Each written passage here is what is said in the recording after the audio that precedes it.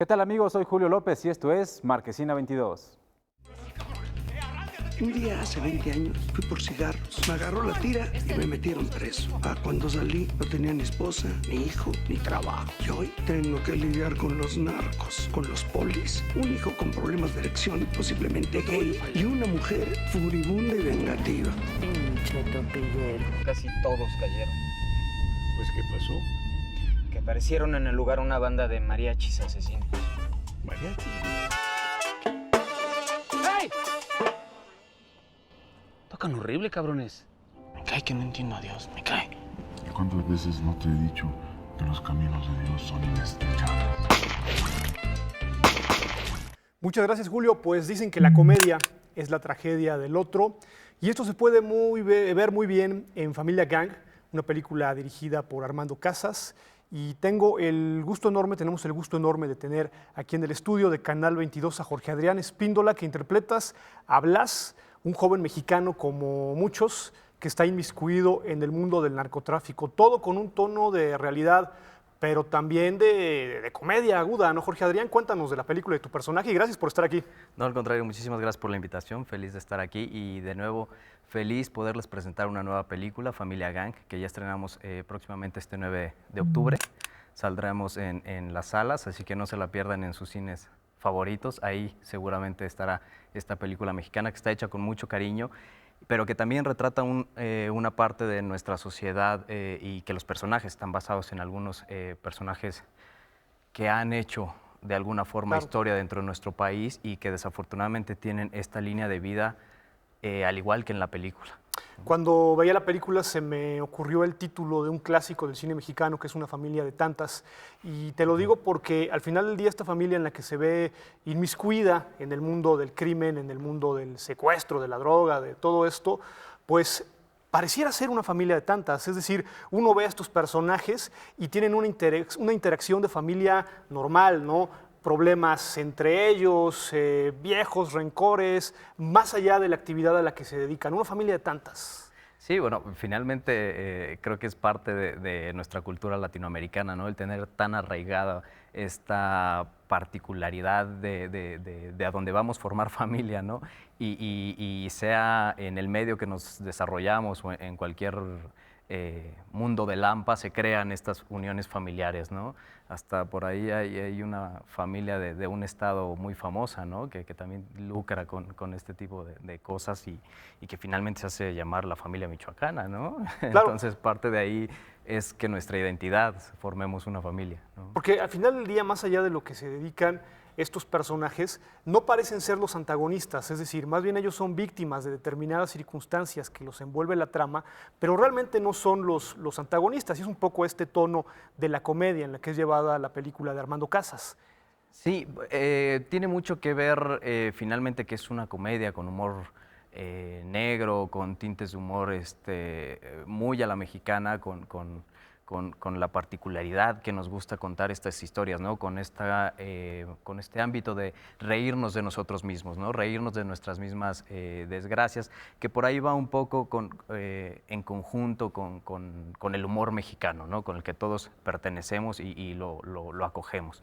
Pero también tiene un punto muy reflexivo la película sobre ver reflejado este México que estamos viviendo y que desafortunadamente cada vez se hace más cruel y más vil, ¿no? Entonces, aunque finalmente no olvidemos que la película está hecha para entretener y que está hecha para nosotros como mexicanos, para un público y ver nuestras identidades, si le cae al espectador una reflexión después, pues qué mejor, ¿no? Que también sirva una película que es entretenimiento para poder sembrar, ¿no? Una pequeña semilla de conciencia en cada uno de nosotros, ¿no? Cuéntanos del tono de la película y además de los diferentes tipos de actores. Está Rafael Inclán, vemos a Ernesto Gómez Cruz, la última película de Julián Pastor, si no me equivoco. ¿Cómo equilibrar para ti como actor este diferente tipo de tonos al actuar y de comedia? Pues bueno, para mí fue muy fácil porque precisamente Armando Casas, que es el director de la película, tiene una gama de actores increíbles, ¿no? Está Elpidia Carrillo, está Humberto Bustos,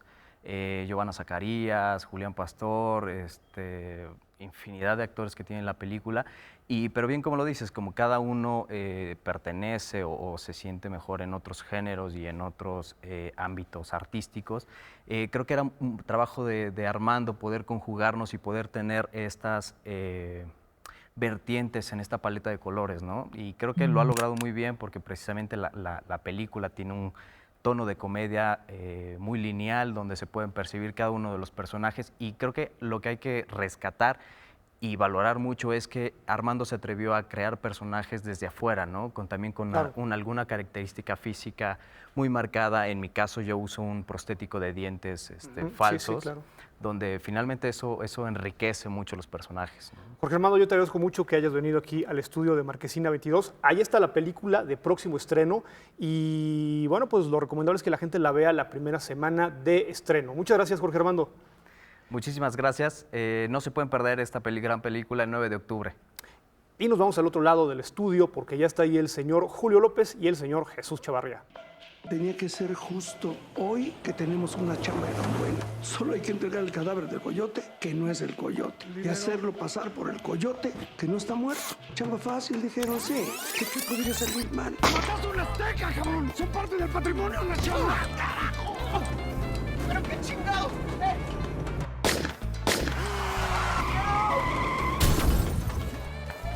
Lo que se trata es que en cuanto llegue el asuntito me lo llenen de balas. Un chingo de balas. Que se vea impresionante. A la gringa. El cuerpo. Bueno, pues ya estamos una semana más y me da gusto presentar a mi amigo Jesús Chavarría. Yo no te voy a cambiar el nombre, como lo hace Sí. mi amigo Gerardo Gil. Si esa costumbre no la tomes. Hay otras buenas costumbres del señor elegante Gil que hay que tomar menos esa. Bueno, a ver, danos tu justificación. Nada, ofrezco una disculpa al señor Jorge Adrián Espíndola, estupendo actor, joven actor que nos visitó aquí en Marquesina 22. Fue un poco que se me cruzaron los nombres con Armando Casas y todo esto, pero nada que Jorge Cuando Adrián, venga Armando- Nada que no se pueda Sí, solucionar. cuando no venga Armando solucionaron. le vas a decir Jorge que o no Adrián. estamos solucionando en, Sí, en este momento, ¿no? Jorge Adrián Jorge Casas Adrián. Espíndola. Así es. No, pero bueno. Bueno, pues está bien. Nosotros vamos a ir a lo que nos toca, que es justamente los estrenos de este fin de semana, ¿no? Que trae cosas bien interesantes, ¿no? La segunda película, el segundo largometraje de un director oaxaqueño, Rigoberto Perezcano, espero no haberle cambiado el nombre tampoco, No, ¿no? creo que Su sí es primera así. película Todo indica que fue Norteado, protagonizada por Harold Torres, y ahora nos presenta este filme que también se desarrolla en Oaxaca, mi querido. Por Jesús. Harold Huerta. No. Mira, no, a mí me da mucho gusto refiriéndose a esta película por fin, porque creo que es una de las películas más interesantes y mejor logradas que yo he visto en cuanto a producciones mexicanas en los últimos años. Carmín Tropical es una película que tiene muchas reminiscencias a lo que es el cine negro, en donde los ambientes cobran un protagonismo importante, pero además, bueno, en este caso, seguimos los pasos de alguien que es precisamente un mushe, ¿no? Algo muy característico también de la zona de Oaxaca, pero además creo que a pesar de que toda la película va jugando a que se trata de descubrir al asesino, como cualquier historia de este tipo que se precie de serlo, en realidad eso al final nos damos cuenta que no es lo más importante, y creo que eso es un punto a favor de Rigoberto, además de que a mí me llama muchísimo la atención el toque erótico que tiene la película todo el tiempo, ¿no? Tú terminas enamorándote realmente de todos los personajes, y si yo tendría que relacionarlo de algún modo con alguna línea dentro del cine mexicano, a mí me hizo recordar mucho lo que era el cine negro de Arrabal, que era protagonizado en algunos años por David Silva, en donde se desarrollaban todos estos elementos del cine negro, pero con las rumberas y todo ese tipo de cosas. Películas como Guantes de Seda, etcétera, me recordaron mucho a esta de Carmín Tropical, que se me hace una excelente producción. Sí, yo creo que lo explicas muy bien, ¿no? Me parece que por un lado está evidentemente el hecho de un cambio genérico interesante dentro del cine mexicano, es decir, estamos viendo clara y abiertamente un film noir, pero también estamos viendo un dejo de cine gay, pero tomado desde otra perspectiva, es decir, tomado desde el suspense, algo que no se ha hecho tampoco dentro del cine mexicano. Por otro lado, también estamos viendo un ejercicio cinematográfico de dirección de actores muy interesante, porque aquí esta película se le exige al actor una introspección, pero a la vez compartir cierto patetismo en sus circunstancias. La verdad es que también me gustó mucho lo que comentaste de la cuestión del cine de arrabal. Tiene mucho de estos personajes arrabaleros. Yo creo que desde hace mucho tiempo una película mexicana no mezcla los géneros de manera tan afortunada, pero también de manera tan osada. Es un gran ejercicio cinematográfico y un ejercicio cinematográfico llevado a buen término. Es un film noir, tal cual, desde las tomas de la cámara, desde la dirección de actores, desde las motivaciones de los personajes para alcanzar su meta. Muy interesante esta película. Muy interesante realmente, ¿no? Porque además nos muestra justamente esta parte de un México, a lo mejor no tan conocido, ¿no? Que es Juchitán y que es justamente claro, los Mushis, ¿no? Que son hombres que nacieron, ¿no? Con un cuerpo diferente a sus, digamos, a sus inclinaciones o gustos, ¿no? Y que además en esta parte de Oaxaca son bien vistos, son parte fundamental de la sociedad. Lo retrata dentro de la película y lo retrata bastante bien, y sobre todo el hecho de que sean personajes de este tipo hace todavía más rico esta película, ¿no? Sí, aparte, digo, bien lo mencionas tú, este tipo de personajes, de los mushes, incluso allá en Oaxaca llegan a ser muy respetados, ¿no? Hay una idiosincrasia implícita ahí de la que habría que poner mucha atención, porque además desde niños empiezan como a ser encaminados, ¿no? Cuando descubren que tienen este tipo de características, encaminados a convertirse en mushes, e incluso a la gente alrededor de las familias les dice que son muy afortunados de tener a uno de ellos en su familia, ¿no? En realidad creo que la película retoma, pone a este personaje como protagonista. Hay que dejar en claro que la historia alrededor de esto podría tal vez, ¿no? Sin ser demasiado exigentes, funcionar si no hubiera sido un personaje como este el que lo protagonizara. Sin embargo, esto le enriquece como contexto, ¿no? ¿Sabes qué sucede también con la película? Que los personajes, o sea, realmente todos los personajes se desenvuelven en un universo propio. Es decir, no salen de este universo en el que se desarrolla la película. Todas las circunstancias se dan dentro de este universo. Para algunos marginal, pero realmente en el interior de la película no lo es tanto. Pues no sí, lo es. sí, realmente, y cambiando un poco de universo, no vamos a cambiar al universo de la fantasía porque se estrena una nueva versión de Peter Pan. Sí, y bueno, aquí sí es también hablar de personajes con características muy específicas de las cuales se ha mencionado mucho, ¿no? Digo, el caso de Peter Pan, el niño eterno, ¿no? Que se niega a crecer, a final de cuentas es parte de todo lo que rodea las múltiples adaptaciones que se han hecho de este relato, y que bueno, afortunadamente, al menos a mi modo de ver, no sé qué opinen ustedes, sigue sin desgastarse. Es uno de esos cuentos que no se han desgastado a pesar de haber sido adaptados en distintas ocasiones, como le ha sucedido a otros cuentos, ¿no? Yo creo que, por ejemplo, de Alicia ya tenemos suficiente, de varios, ¿no? Y en el caso de Peter Pan no, y creo que es porque en general se han medido mucho y han cuidado de la forma en que se le han acercado, ¿no? Que sin embargo sigue teniendo este discurso, sobre todo del cine hollywoodense, de renovar los cuentos infantiles. Es decir, aquí estamos viendo como una especie de precuela por momentos, y realmente en el sentido de la precuela no tendría nada nuevo. Es decir, no es importante el sentido de la precuela en sí mismo. Lo importante de la precuela es que tratan de justificar la maldad de Garfio, y ahí está el discurso real de la película. Es decir, no deja de ser el discurso del posmodernismo, el discurso de es malo, pero bueno, es malo porque tiene estas motivaciones. En el fondo es un discurso de inicio de milenio, más que renovación de la franquicia. Y por otro lado, se le quita cierta turbiedad, que incluso lo tiene el cuento de Disney, o sea, la adaptación de Disney, de la infancia eterna. Es decir, aquí hay una justificación del porqué de la infancia eterna, del por qué el personaje decide quedarse de esa manera, lo cual desmitifica este sentido turbio que está implícito en el cuento de J.M. Barrie. Y ahí tenemos a un actor taquillero, ¿no? Que le ha ido muy bien en las últimas épocas, Hugh Jackman, ¿no? Qué bueno que no me dijiste que hubiera dicho Hugh Grant. Sí.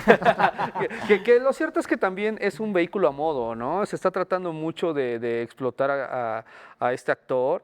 y tratan de moverlo, de hacerlo. Él es de por sí un actor muy capaz y muy Muy versátil, versátil, ¿no? La verdad pero es que es quizás en el versátil. cine no lo han explotado tanto esta versatilidad más que en contadas ocasiones, y creo que esta película busca hacerlo. A mí en lo personal, más allá de que con acierto menciona Gerardo este discurso conservador que a final de cuentas resulta más bien una salida fácil para Hollywood a la hora de acercarse a hacer un remake, ¿no? Como lo hicieron con esta Angelina Jolie, ¿no? Y su malévolo personaje que no es tan malévolo, ¿no? Como que resulta es así de Maléfica. maléfica, sí, pero resulta que no es mala, ¿no? Maléfica es buenéfica, ¿no? Entonces Es mala, pero es mala por resulta esto, una ¿no? salida fácil como para resolver el problema de cómo volver a acercarse a él.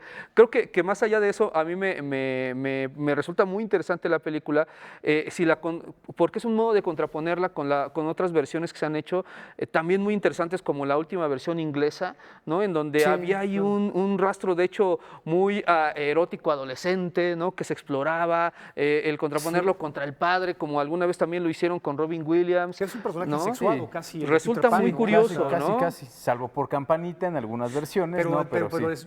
Peter Pan le da la vuelta. Como que Peter no, Pan como que... sí, Como que no le saca, ¿no? como que le da miedo, como que dice... Le saca sí, Campanita, pero no sé. necesito... Como que pudo haber sido personaje de Carmín Tropical. Pues tal vez, ¿no? No, ya estamos exagerando. Digo, ya aquí. estamos yendo. Pero hay otras cosas dentro del cine, ¿no? Y la otra película es de un director coreano, Bong Joon-ho, que estuvo hace un par de años en nuestro país, estuvo como invitado especial del Festival Internacional de Cine de Guanajuato. Nosotros tuvimos, recordarás, Jesús, ya en esos ayeres, ¿no? La oportunidad ya tiene rato. de ver unos stills. Él estaba sentado en una función muy amable, andaba paseándose por todo Guanajuato. Estábamos, no me acuerdo, íbamos a un espectáculo dentro del festival y él estaba enfrente y nos enseñó los primeros stills de esta película ya hace como 3 años. Ya tiene ¿no? mucho.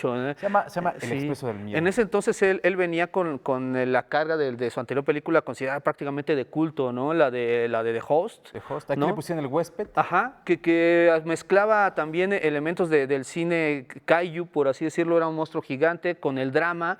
Le salió muy bien, de hecho es uno de los directores de referencia en Corea junto con Park Chan-wook, por ejemplo, ¿no? Y esa vez, bien dice Julio, nos lo encontramos, de hecho pudimos ahí medio cruzar algunas palabras con él en nuestro inglés estilo, bueno, él no hablaba muy bien inglés y nosotros no hablamos coreano. Nosotros tampoco.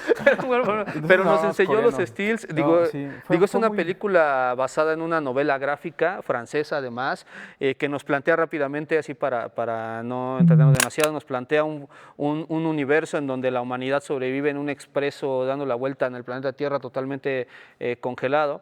Y está dividido por clases. Obviamente las clases más altas van hasta adelante y son las que tienen todos los privilegios, y mientras más atrás te vas, más está la gente desposeída, y se organiza una revolución. Sí, una suerte de Arca de Noé ferroviaria. Sí, ¿no? se organiza una revolución, pero además hay que superar ciertas convenciones, ¿no? Como el hecho de por qué están sobreviviendo en un tren girando alrededor, ¿no? Que te plantea muchas dudas, pero eso es básicamente la anécdota, Pues, ¿no? Mira, yo únicamente diría con respecto a la película, del cual tú dominas más el tema, que es la metáfora, la fábula política social, mezclado con un elemento muy importante de este tipo de cine, que es el discurso de la estética, y que es el discurso no nada más de la estética visual, sino de la estética en los movimientos, llevado a su máxima expresión. Me parece que es un cine que es bello en sí mismo. Yo diría eso, es bello en sí mismo por todos estos elementos. Sí, la verdad es que las propuestas de Corea, hoy que están de moda, ¿no? Por los cantantes, por el K-pop y por otras cosas, ¿no? Claro. Pero en la Cineteca Nacional, si viven en el Distrito Federal y nos están viendo, también se va a realizar un ciclo de cine coreano con propuestas muy, muy interesantes, y en las que creo que además hay seguramente una película de Bong Joon-ho, ¿no? Recientemente Cinépolis también tuvo un ciclo de cine coreano, así que está muy en boga estas propuestas cinematográficas de aquella parte del mundo. Hay que ponerle atención. Sí, ya nos está agradecer. Mi querido Jesús, muchas gracias. No, pues al contrario, nos vemos aquí la próxima semana para ver mucho cine. Ya le gané otra vez el final a Julio. Sí, para no olvidar la costumbre. Gerardo Gil, el elegante Gil. Encantado, como cada semana, de estar aquí en Marquesina 22. Gerardo, mucho gusto, Julio. Genaro Gil. Genaro Gil. No, muy contento, como cada semana, y la verdad es que hay buenas propuestas cinematográficas de las cuales, por supuesto, estaremos hablando. Bueno, pues muchas gracias a los dos. Yo me despido y nos vemos la próxima semana con más estrenos de cine.